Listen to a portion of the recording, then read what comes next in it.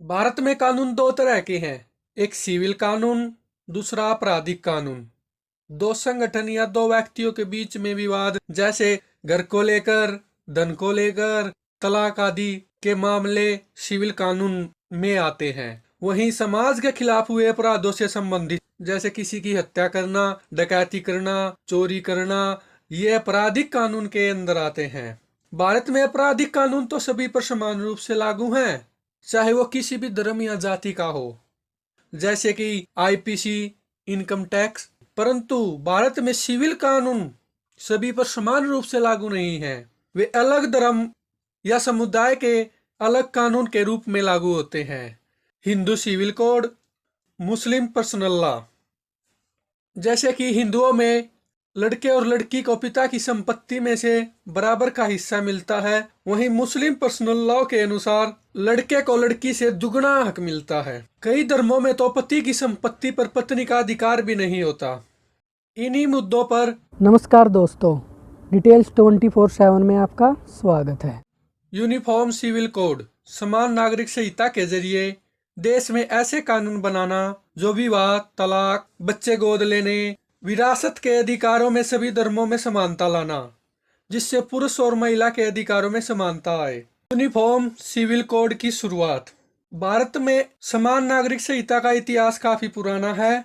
British राज के दौरान 1835 में कानूनों की जटिलता को कम करने के लिए और न्याय व्यवस्था में आसानी लाने के लिए आपराधिक कानूनों में समानता लाने पर जोर दिया, जिसे यूनिफॉर्म सिविल कोड की शुरुआत के रूप में देखा जाता है। लेकिन 1941 तक धार्मिक ढांचे में और जटिलता हो गई थी, जिसके कारण BN राव की सिफारिश पर हिंदू उत्तराधिकार अधिनियम पारित किया गया, जिसमें महिलाओं के समान अधिकार पर जोर दिया।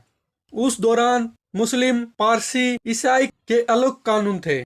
भारत संविधान के निर्माता चाहते थे कि भारत में अलग समुदाय के विशेष कानूनों को हटाकर भारत में यूनिफॉर्म सिविल कोड लागू किया जाए।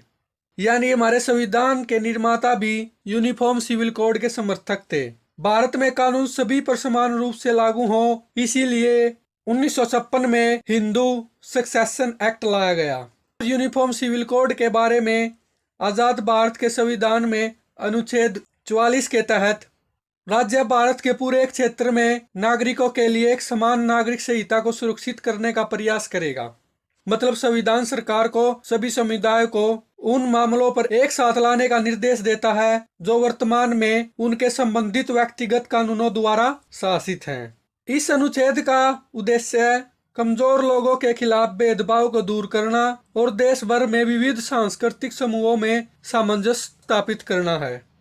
न्यायपालिका द्वारा भी यूनिफॉर्म सिविल कोड लागू करने पर जोर दिया गया है, ताकि अलग समुदायों के अलग कानूनों के कारण संविधान की जटिलता को यूनिफॉर्म सिविल कोड द्वारा कम किया जा सकता है। इसी का एक मामला शाहबानो विवाद आता है। 1932 में इंदौर के वकील मोहम्मद अहमद खान और शाहबानो के निकाह होने पर उनके 5 बच्चे होते हैं, जिनमें 3 लड़के और 2 लड़कियां हो। शादी के 14 साल बाद 1946 में शाहबानो के पति मोहम्मद अहमद खान दूसरी शादी करते हैं। 1975 के दौरान जब शाहबानो की उम्र 62 साल थी, मोहम्मद अहमद खान शाहबानो और उनके बच्चों को घर से निकाल देते हैं और गुजारा भत्ते के लिए 200 रुपये की बात कहते हैं और कुछ समय वो देते भी हैं, लेकिन फिर गुजारा भत्ता देना बंद कर देते हैं, जिसके लिए अप्रैल 1978 में शाहबानो CRPC की धारा 125 के तहत इंदौर के न्यायिक मजिस्ट्रेट के सामने अपने पति से गुजारा भत्ता लेने के लिए याचिका लगाती है। इस याचिका की सफाई में मोहम्मद अहमद खान शाहबानो को 3 तलाक के जरिए तलाक दे देते हैं और अदालत में अपनी सफाई देते हैं कि वह शाहबानो को तलाक दे चुके हैं, इसलिए अब उन्हें शाहबानो को गुजारा भत्ता देने की कोई जरूरत नहीं है। लेकिन फिर भी अदालत मोहम्मद अहमद खान को 25 रुपए शाहबानो को गुजारा भत्ता देने के लिए कहती है। लेकिन यह गुजारा भत्ता शाहबानो और उनके 5 बच्चों को गुजारा करने के लिए काफी कम था। इसीलिए शाहबानो एक याचिका मध्य प्रदेश के हाई कोर्ट में लगाती है, जिसके परिणाम स्वरूप 1 जुलाई 1980 को मध्य प्रदेश का हाई कोर्ट मोहम्मद अहमद खान को 179 रुपये 20 पैसे शाहबानो और उनके बच्चों को गुजारा भत्ता देने के लिए कहता है। वहीं मोहम्मद अहमद खान सुप्रीम कोर्ट में याचिका लगाते हुए कहते हैं कि शाहबानो उनकी अब पत्नी नहीं है। मुस्लिम कानून के अनुसार अब उनको उनका गुजारा भत्ता देना हराम है, क्योंकि मुस्लिम पर्सनल कानून के अनुसार तलाकशुदा वाइफ को करीब 3 महीने ही गुजारा भत्ता देना बनता है। लेकिन फिर भी सुप्रीम कोर्ट शाहबानो के पक्ष में निर्णय देता है और मोहम्मद अहमद खान को उनको गुजारा भत्ता देने के लिए कहता है।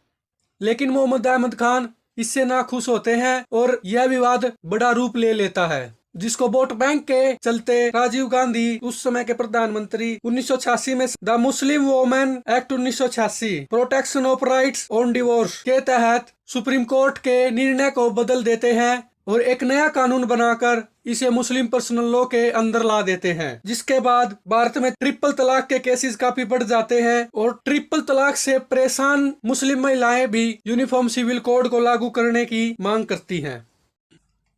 यूनिफॉर्म सिविल कोड से क्या होगा? धर्म के आधार पर जो कानून बनाए गए हैं उसमें महिलाओं को कम अधिकार दिए गए हैं और पुरुषों को अधिक अधिकार दिए गए हैं। इसलिए यूनिफॉर्म सिविल कोड के जरिए महिलाओं और पुरुषों को बराबर अधिकार देने का काम किया जाएगा। जैसे कि शादी करने के लिए सभी धर्मों में समान आयु हो, शादी का पंजीकरण सभी के लिए अनिवार्य हो, शादी के बाद सभी के लिए पति और पत्नी में संपत्ति का समान अधिकार हो, शादी में तलाक लेने के सबको समान अधिकार हो, सभी धर्मों में बहुविवाह प्रथा बंद हो। भारत में पर्सनल लॉ के कारण कानूनी प्रक्रिया में काफी जटिलता आ चुकी है, जिसको यूनिफॉर्म सिविल कोड के जरिए सरल बनाया जा सकता है और न्यायिक प्रक्रिया को गति मिल सकती है।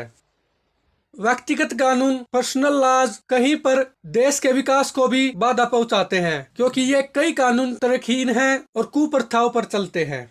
ऐसा नहीं है कि यूनिफॉर्म सिविल कोड भारत में अभी लागू नहीं है। भारत का एक छोटा सा राज्य गोवा, जिसमें यूनिफॉर्म सिविल कोड लागू है। आजादी से पूर्व गोवा पुर्तगालियों के कब्जे में था। उसी दौरान 1867 में पुर्तगालियों गोवा में यूनिफॉर्म सिविल कोड लेकर आए। जैसे ही गोवा 1961 में भारत में शामिल होता है, उसे केंद्र शासित राज्य घोषित किया जाता है। उसी दौरान गोवा के नागरिकों की मांग पर भारत सरकार उसी यूनिफॉर्म सिविल कोड को लागू रहने देती है, लेकिन इसमें भी कुछ खामियां हैं जिनको आगे सुधारने की जरूरत है। यूनिफॉर्म सिविल कोड लागू करना सरकार का वन नेशन वन लॉ की तरफ एक सराहनीय कदम होगा। यूनिफॉर्म सिविल कोड के बारे में आप क्या समझते हैं? कृपया करके कमेंट में बताएं। आपका ये वीडियो देखने के लिए धन्यवाद।